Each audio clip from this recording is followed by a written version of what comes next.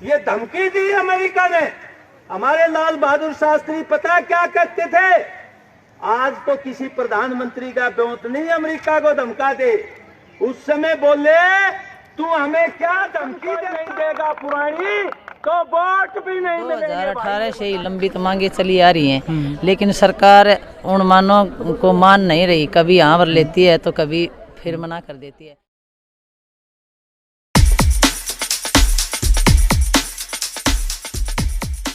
नमस्कार, मैं हूं टाइगर। आप देख रहे हैं हरियाणा बोल न्यूज़। साथियों, आज फिर जुड़ चुके हैं आपके साथ हम एक नई अपडेट्स को लेकर। फ़िलहाल हम लोग हैं sector 13 new housing board colony JP Dalal, जो कि हरियाणा के कृषि मंत्री हैं। उनकी कोठी के बाहर बहुत से लोग यहाँ इकट्ठे हैं, बहुत सी लेडीज़ें यहाँ इकट्ठी हैं। तो क्या मामला है इनका, चल करके इनसे बातें करते हैं। नमस्कार जी। नमस्कार जी। तो आज यहाँ पर क्यों इकट्ठा हुए आप लोग? ये आशा वर्कर यूनियन हरियाणा संबंधित सिट्टू का आह्वान था कि सरकार बातचीत करके ये समस्याएं, इनकी मांगे माने, लेकिन अभी सरकार लिंगर ऑन कर रही थी। तो इनके संगठन का आह्वान था कि हर डिस्ट्रिक्ट में एक मंत्री के आवास के पास 24 घंटे का पड़ाव डालना है। उसी कार्यक्रम के तहत इन्होंने अपनी मांगे मनवाने के लिए यहाँ चौधरी जयप्रकाश कृषि मंत्री जी के यहाँ पड़ाव डालना है। चलिए, धन्यवाद। क्या नाम आपका? कामड़ ओम प्रकाश, मैं अखिल भारतीय किसान सभा का जिला उप प्रधान। चलिए, धन्यवाद। नमस्कार जी। नमस्कार जी। हाँ जी, क्या नाम है? मेरा नाम हुकम कौर है और मैं आशा वर्कर हूँ और हरियाणा की प्रधान भी हूँ। अच्छा जी, क्या मामला है ये पूरा? क्या मामला है? हमारी 2018 से ही लंबित मांगे चली आ रही हैं, लेकिन सरकार उन मांगों को मान नहीं रही। कभी हाँ भर लेती है तो कभी फिर मना कर देती है। लेकिन हम ये कहते हैं 2018 का समझौता भी न्यू का न्यू लागू करो। और आगे रही नई बात, हम न आशा वर्कर न कर्मचारी बनाओ, सरकारी कर्मचारी का दर्जा दो। और जो सरकारी कर्मचारी नहीं बनाए, इतना हमें 26,000 न्यूनतम वेतन देना चाहिए, क्योंकि हम 24 घंटे के मजदूर हैं, दिन रात काम करते हैं। जो कि हमारी CHC PHC पर बैठे हैं कर्मचारी, वो 8 घंटे काम करते हैं, जो कि बीच में 1-2 घंटा वो लंच भी कर लेते हैं। हमारा तो कोई लंच भी नहीं है, तो भी उनकी 60-60, 70-70 हज़ार रुपया तनख्वाह है। क्या वो क्या काम करती हैं? उनसे हम ज़्यादा काम करते हैं। वो तो कर्मचारी वो हैं, वो ही कर्मचारी हम हैं। जो कि हम करते हैं वो काम तो वो कर भी नहीं सकती। जैसे कोरोना का हो, TB का हो, जच्चा बच्चा का हो, टीकाकरण का हो, चाहे फैमिली प्लानिंग का हो, चाहे एरिया की कोई भी सर्वे हो, लेकिन हम करते हैं वो काम वो नहीं करते। तो सरकारी NM को और SNM को और LHB को इनको तनख्वाह दे देते हैं, तो आशा वर्कर को क्यों नहीं देते? क्या आशा वर्कर के लिए सरकार के पास पैसा नहीं है? ये हर जगह हर तबके पर मजदूर को सभी जगह दबाती है सरकार। तो हम ये कहते हैं सरकार को बखत रहते हुए सोचना चाहिए, आशा वर्कर को भी और सभी मजदूरों को भी इनको न्यूनतम वेतन पूरा देना चाहिए। जो कि ये हिसाब लगाओ 600 रुपये तो दिहाड़ी हर मजदूर की है दिन की, तो आशा वर्कर की 129 रुपये की। उधर रूस और यूक्रेन के बीच में लड़ाई करवा रखी है, वहाँ हथियारों की सप्लाई करता है, उसकी फैक्ट्री धड़ाधड़ चलती है, उसकी अर्थव्यवस्था आगे बढ़ती है, हथियार के बल पर बढ़ती है। तो उसने पाकिस्तान की मदद करी 65 में लड़ाई में, हमारी मदद रूस कर रहा था। तो उस समय कहा कि मैं अगर पाकिस्तान के साथ लड़ाई बंद नहीं करोगे तो मैं तुम्हें गेहूं नहीं दूंगा। ये धमकी दी अमेरिका ने। हमारे लाल बहादुर शास्त्री पता क्या करते थे? आज तो किसी प्रधानमंत्री का ब्योत नहीं अमेरिका को धमका दे। उस समय बोले तू हमें क्या धमकी देता है?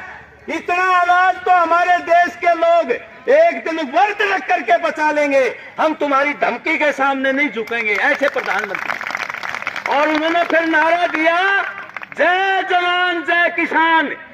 जय जवान का नारा दिया कि वो जवान हमारी सुरक्षा करेंगे देश की, और किसान हमारा आत्मनिर्भर बनाएंगे देश। हमें और ज्यादा मजबूत संगठन बनाने होंगे और इन सरकारों को मजबूर करना होगा कि देश के संसाधनों का इस्तेमाल जनता के हितों के लिए करो और बड़े बड़े धन्ना सेठों पर अंकुश लगाओ।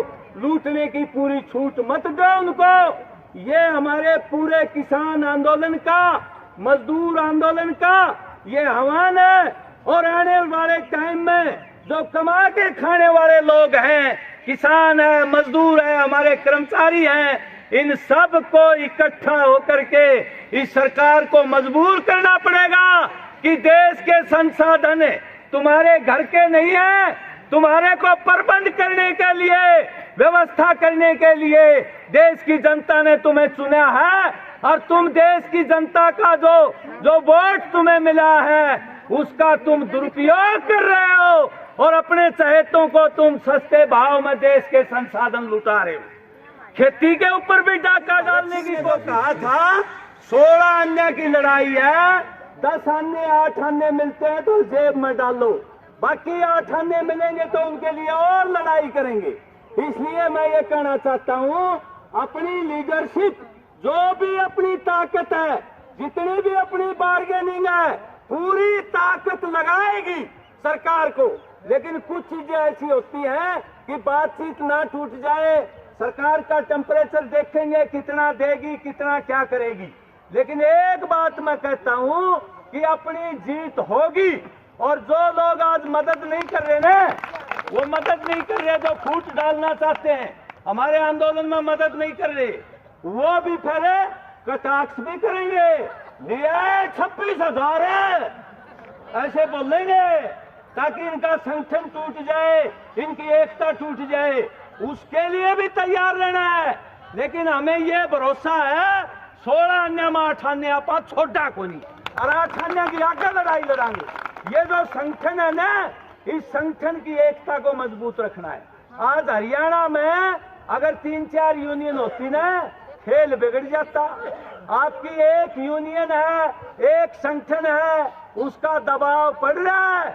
इन्होंने पूरी कोशिश करी थी कि किसी तरह आसाओं की एकता तोड़ दें। बहुत से जो ने घुसपैठिए प्रवेश करवाए थे, लेकिन उनको मुंह की खानी पड़ी।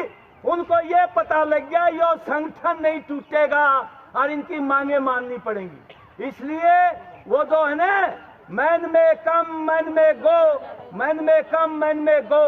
आदमी आ सकता है, महिला आ सकती है, महिला जा सकती है, बट ऑर्गेनाइजेशन गो फॉरएवर। संगठन एक ऐसी ताकत है इस कलयुग में जो शासकों पर दबाव दे करके हम जीने लायक वेतन करवा लेते हैं। और ये पेंशन की लड़ाई हमको लड़नी है और आने वाले टाइम में एक एजेंडा बनाना है कि भाई पेंशन कोई नहीं देगा पुरानी तो वोट भी नहीं मिलेंगे। भाई ये बता देते, ये वोट तभी मिलेंगे जब हमारा वायदा करेगा पेंशन का। क्योंकि पेंशन मैंने कल भी कही थी कि बहुत जरूरी है, रिटायरमेंट बेनिफिट बहुत जरूरी है। हमारे जो बच्चे पुलिस में, दूसरे महकमों में जो भर्ती हुए हैं 2004 के बाद, उनकी पेंशन नहीं है, उनका कोई भविष्य नहीं है। इसलिए उन पर भी वो लागू करवानी है पेंशन। हमें ये लड़ाई हमें लड़नी पड़ेगी और समाज के लिए लड़नी पड़ेगी।